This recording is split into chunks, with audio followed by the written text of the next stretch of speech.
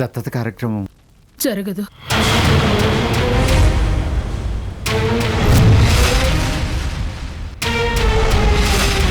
నీ వంశాంకురం బ్రతికే ఉంది శారదాంబ.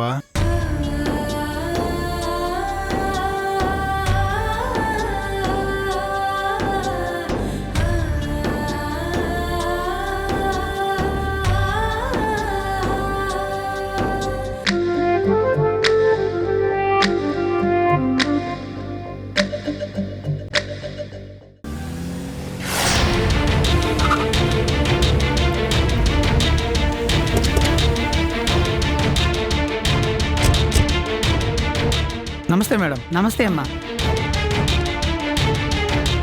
మీ ఎస్ఐ గారు ఉన్నారా? లోపల ఉన్నారు మేడం. ఎస్ఐ గారు. అమ్మా మీరు కబురు చేస్తే నేనే వచ్చేవాడిని కదమ్మా. రండమ్మా రండి, కూర్చోండి. ముందు నేను అడిగేదానికి సమాధానం చెప్పండి. చెప్పండి మేడం. 5 ఏళ్ల క్రితం నా కొడుకు కోడలు చనిపోయారు. అవునండి. అప్పుడు నా కోడలు ఒక బిడ్డకి జన్మనిచ్చి చనిపోయిందని చెప్పారు. పుట్టిన బిడ్డ గురించి ఆ రోజు మీరు నాకేం చెప్పారు? ఒక్క నిమిషం చూసి చెప్తాను.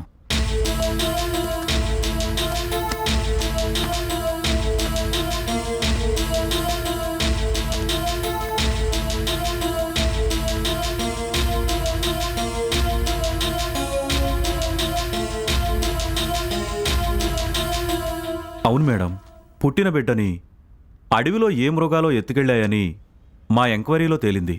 అదే మీకు చెప్పాం.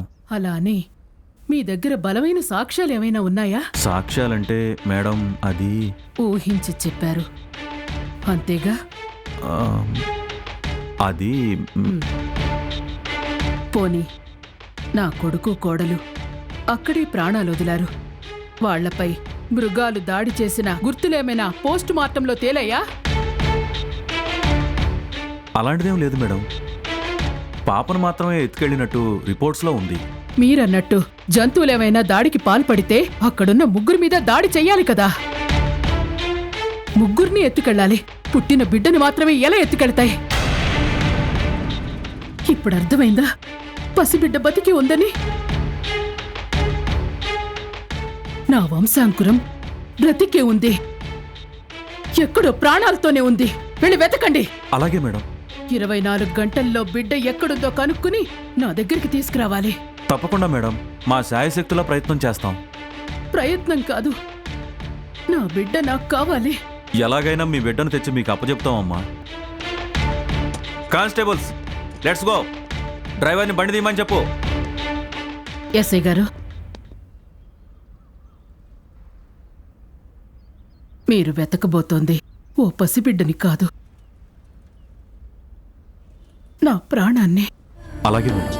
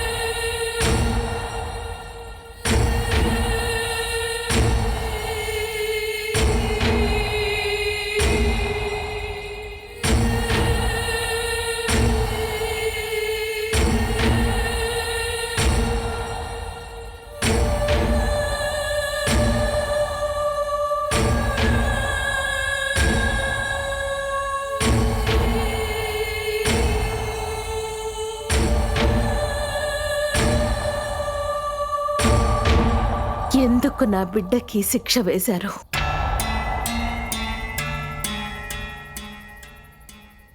మిమ్మల్ని ఏనాడు నా భర్తకి తోబుట్టువుగానో మా బంధువుగానో చూడలేదు. ఒక దేవతలాగే చూశాం. అలాంటి దేవత వరాలివ్వకపోయినా పర్వాలేదు గాని మాలాంటి అల్పులకి ఇంత శిక్ష ఎందుకు వేశారో తెలుసుకోవాలనుంది.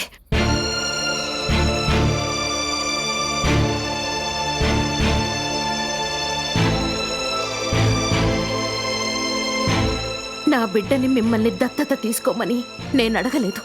ఈ ఇంట్లో అధికారం కావాలని నేను ఆశపడలేదు. కేవలం మీరడిగారని, మీ మాట కాదనలేక, మీ వేదనని చూడలేక నా ప్రాణానికి ప్రాణమైన నా బిడ్డని మీకిస్తానని ఒప్పుకున్నాను. కానీ మీరు నాకిచ్చిన బహుమతి ఏంటో తెలుసా? దురదృష్టవంతురాలని, నా బిడ్డ నష్టజాతకురాలని, నేను అత్యాశపరురాలనని అవమానాలు, చీత్కారాలు. ఎందుకు ఎందుకు నాకింత శిక్ష వేశారు? ముక్కు పచ్చలారని నా బిడ్డని ఎందుకమ్మా నష్టజాతకురాల్ని చేశారు? నేనేం తప్పు చేశాను?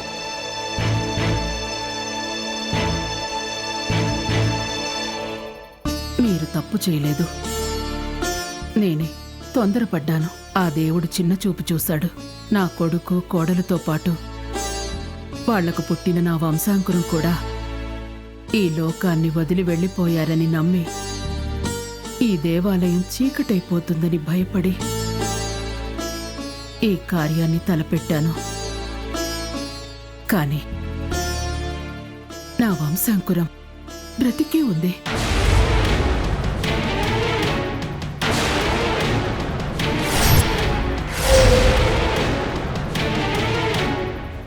నా బిడ్డ ఈ లోకంలోనే ఉంది. నా ఇంటి దీపం ఉండగా ఆ స్థానంలో మరొకరిని ఊహించుకోలేను.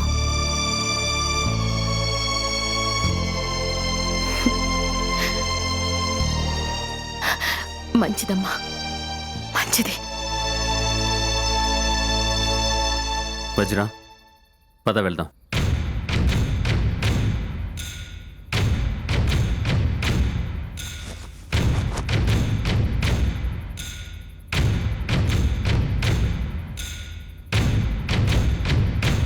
ఆగండి.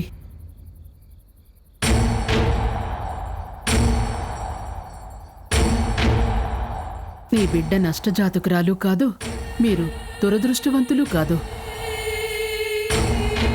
నేను మీ బిడ్డని దత్తత తీసుకోనన్నాను కానీ మీరు నా బంధువులు కాదు అనలేదే.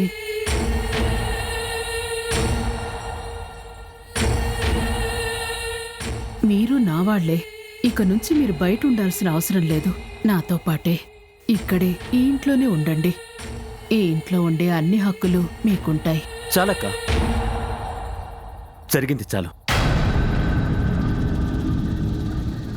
వజ్రా, పద. ఒక్క నిమిషం.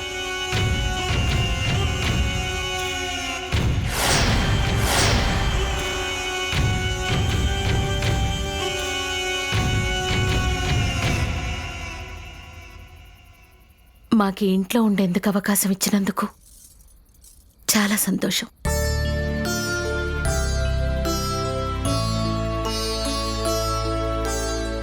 గుమస్తా గారు, వీళ్ళకి అన్ని ఏర్పాట్లు చేయండి.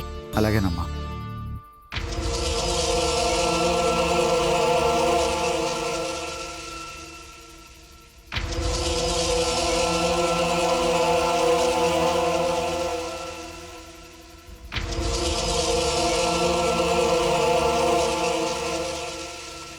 పది మందిలో పరువు పోయింది, మన కళ్ళ చెదిరిపోయింది.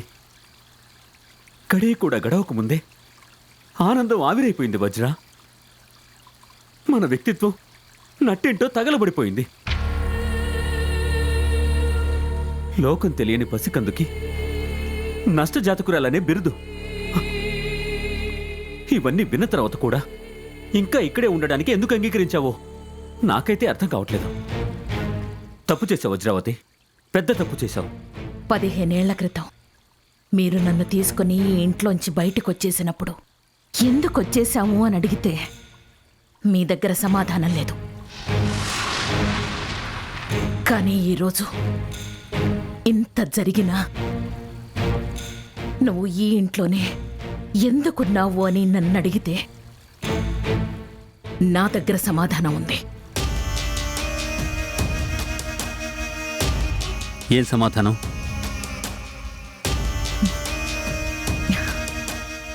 ఈ ఇంటితో మనకి చాలా సంబంధం ఉంది. ఏంటి ఇంకా సంబంధం? ఈ రోజుతోనే ఈ ఇంటికి మనకి రుణం తీరిపోయింది. కాదన్న ఇంకా బంధాలు బంధుత్వాలు అని ఊహిస్తే అది నీ భ్రమే అవుతుంది. మీకు నా భ్రమే కనపడుతుంది, కానీ నాకు మన బిడ్డ భవిష్యత్తు కనపడుతుంది. పిచ్చి పిచ్చి పుట్టిందా నీకు? ఈ ఇంట్లో తలదాచుకున్నంత మాత్రాన మన తలపై కిరీటాలు పెడతారనుకోవడం అబద్ధం. ఈ ఇంట్లో స్థానం ఇచ్చినంత మాత్రాన మన బిడ్డ మహారాణి అవుతుందనుకోవడం పచ్చి అబద్ధం. ఆ అబద్ధం నిజమెందుకు కాకూడదు? వజ్రా, ఏం మాట్లాడుతున్నావు? మన బిడ్డ ఎందుకు ఈ ప్యాలెస్కి మహారాణి కాకూడదు? అయ్యే అవకాశం ఉంది. ఆ అవకాశాన్ని చేజిక్కించుకునే ఆలోచన ఉంది. ఏముంటున్నావు వజ్రా? 15 ఏళ్ల క్రితం ఈ ఇంట్లో మనం ఉండుంటే ఈ పాటికి ఈ ఇంటి అధికారం నా సొంతం అయ్యేది. ఈ ఇంటిపై సర్వ హక్కులు నా గుప్పెట్లోకి వచ్చేవి. 100 మందిని శాసించేదాన్ని, ఈ ప్యాలెస్ని పాలించేదాన్ని. కానీ అవన్నీ దూరం అయ్యాయి. అంతటి నష్టాన్ని భర్తీ చేయడానికే నా బిడ్డని దత్తతివ్వడానికి అంగీకరించాను. కానీ ఆ శారదాంబ ఏం చేసిందండి? నలుగురిలో నన్ను అవమానించింది. నా బిడ్డని నష్టజాతకురాల్ని చేసింది. ఇప్పుడు ఈ నష్టజాతకురాల్ని అష్టలక్ష్మిని చేస్తాను. ఈ దురదృష్టవంతురాల్నే ఈ ఇంటికి యువరాణిని చేస్తాను. వజ్రా, వద్దు. అలాంటి ఆలోచన వద్దు వజ్రా. ఎందుకంటే ఆ వంశాంకురం బతికే ఉంది వజ్రా. చచ్చిపోతుంది.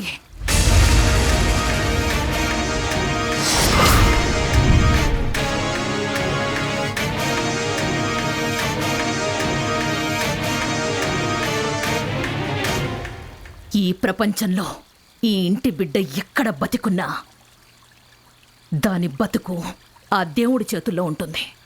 కానీ దాని చావు నా చేతుల్లో ఉంటుంది. వద్దు వజ్రా.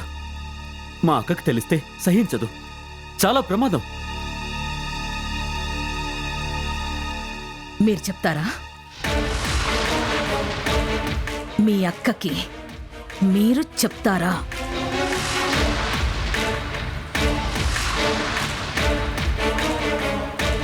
ఇప్పుడు చెప్తున్నాను, వినండి. నేననుభవించిన పేదరికం మీద ఆన, ఆ శారదాంబాదేవి చేసిన మోసం మీద ఆన, నా బిడ్డ మీద ఆన. ఈ ఇంటి బిడ్డ ఎక్కడున్నా వెతికి వెతికి మరీ చంపుతా.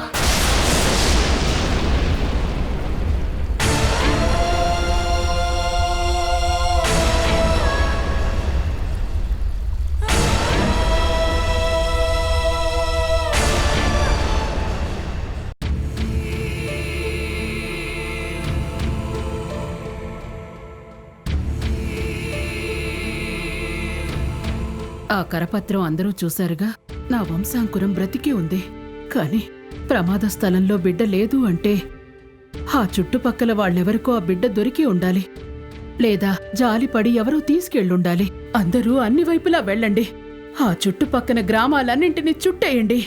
ఇంటింటికి వెళ్ళండి, ఆరా తీయండి. నా బిడ్డని నాకు అప్పచెప్పిన వాళ్ళకి ఊహకందని బహుమతిస్తానని చెప్పండి. కాని నా బిడ్డ నాకు కావాలి. క్షేమంగా నా ఇంటికి రావాలి. నా పాప ఆచూకీ కనబడిన తర్వాతే మీరు నాకు కనపడాలి. మనిషిగా నేనిక్కడున్నాను, కాని నా ప్రాణం ఎక్కడో ఉంది. ఆ ప్రాణం గుండె చప్పుడు నేను వినాలి. నా బిడ్డను నేను కళ్ళారా చూడాలి. వెళ్ళండి.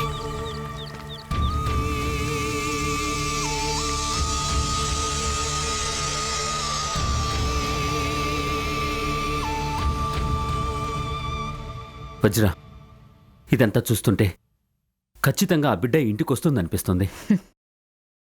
అసంభవం. మా అక్క నమ్మకం బొమ్ము కాదు. ఎట్టి పరిస్థితుల్లో ఆ నమ్మకం నిజం అవుతుంది. ఎలా నిజమవుతుంది? మీ అక్క కంటే ముందే నేను ఈ పని ఆలోచించాను, మొదలు పెట్టాను కూడా. ఆవిడ మనుషులు ఆ బిడ్డని వెతికేలోపు నా మనుషులు ఆ ఊర్లన్నీ గాలిస్తారు, బిడ్డని వెతుకుతారు, అక్కడే దాని ఊపిరి తీస్తారు. వజ్ర, ఏం మాట్లాడుతున్నావు? దాని చావు నా చేతుల్లోనే.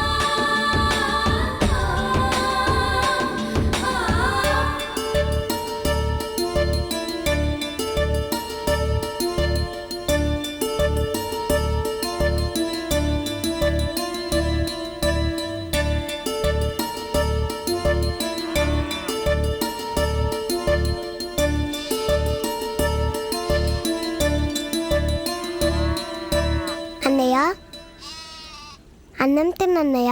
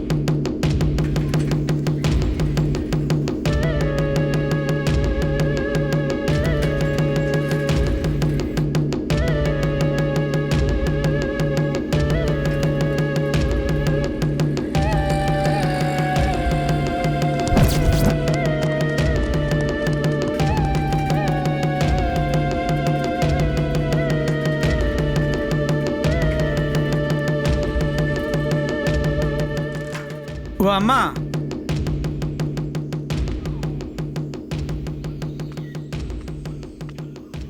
ఏంది ఇది తీసుకో అమ్మా.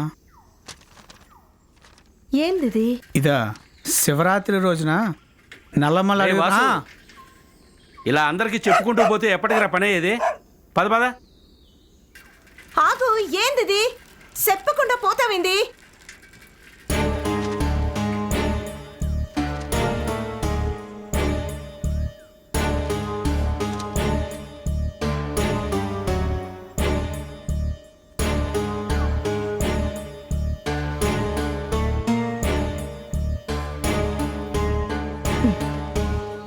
కాగితం నాకిచ్చిపోయినాడేంది? నాకేమన్నా చదువు వస్తుందా పాడా? అయినా ఏ ఉండాది ఇందులో? ఈడు నాకిచ్చిపోయినాడేంది? ఇది ఎవరు చదివి పెట్టాలా? నాకేమో చదువు రాదే. అయినా మనకెందుకులే. ఇదిగో అమ్మీ, ఓ తూరాగు. ఆగువా, ఇదేందో నాకు తెలియట్లా. కాస్త చదువుతావింది? చదువుతాను. కనబడుటలేదు. శివరాత్రి రోజున సాయంత్ర సమయంలో నల్లమల్ల అడవి ప్రాంతంలో కారు ప్రమాదం జరిగి భార్యాభర్తలు చనిపోయారు. చనిపోయే ముందు తల్లి బిడ్డకి జన్మనిచ్చింది. ఆ బిడ్డని ఎవరైనా తీసుకెళ్ళినా ఆ బిడ్డ ఎవరికైనా దొరికినా, ఆ బిడ్డ ఆచూకీ తెలిసినా ఈ క్రింది అడ్రస్కి వచ్చి బిడ్డని అప్పగించవలసిందిగా కోరుచున్నాము. అప్పగించిన వారికి ఊహించని విధంగా బహుమతి ఇవ్వబడు.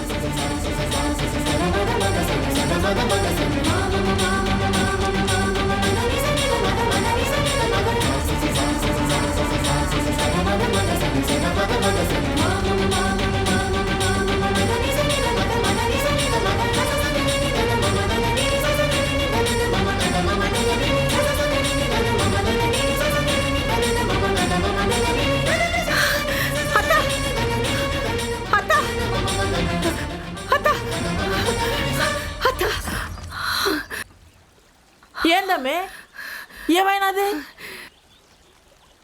ఏంది అట్ట ఆయాస పడతాండావు? మరి ఓరి దేవుడో కథంత సిమ్మితపడు.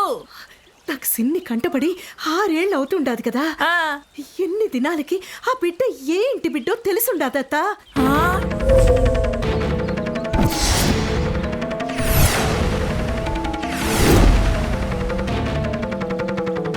ఏందమ్మే నువ్వు చెప్తుండదే?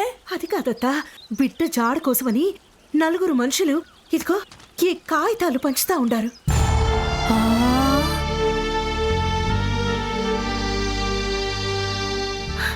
బిడ్డ జాడ కోసమని ఈ కాగితాలు పంచుతుండారంటే బిడ్డ చాలా పెద్దంటి బిడ్డ అయి ఉంటాది. 6 ఏళ్ళు గడిచినా కూడా బిడ్డ కోసం వచ్చుండారంటే ఎన్నేళ్ళు ఆ బిడ్డ కోసం ఎంత తల్లడిల్లిపోయిండారో. ఆ బిడ్డ కోసం ఆడు ఎన్ని కళ్ళు ఎదురు చూస్తూ ఉండాయో, ఎన్ని బాణాలు కొట్టుకుంటూ ఉండాయో.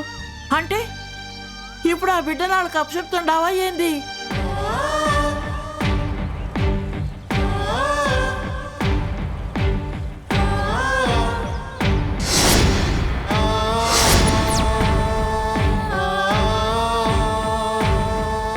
ఆ పసిదానితో ముడేసుకున్న నీ బంధం ఏందో నీ గుండె సప్పుడు చెప్తుండదమ్మి.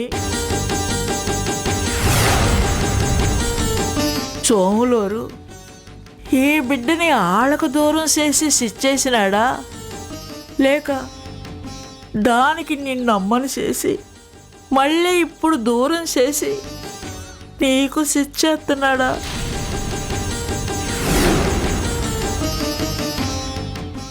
మీ ఇద్దరిది తల్లికి బిడ్డకున్న సంబంధం కాదమ్మి, ఆ కృష్ణమ్మకి భూదేవికి ఉన్న సంబంధం. అంతలా పెనవేసుకున్నావమ్మా సంటిదానితో.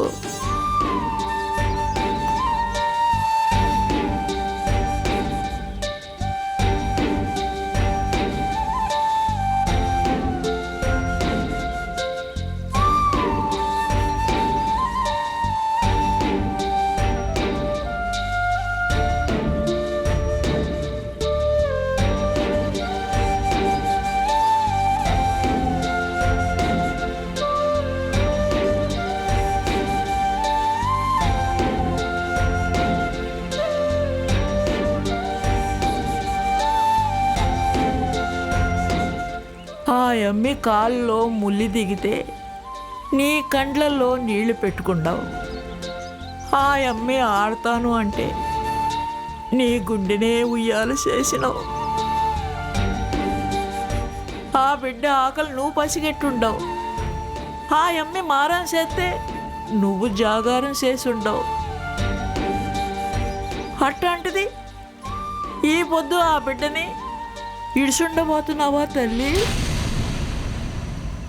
అందుకు నీ అమ్మఒడి ఒప్పుకుంటుందా తల్లి?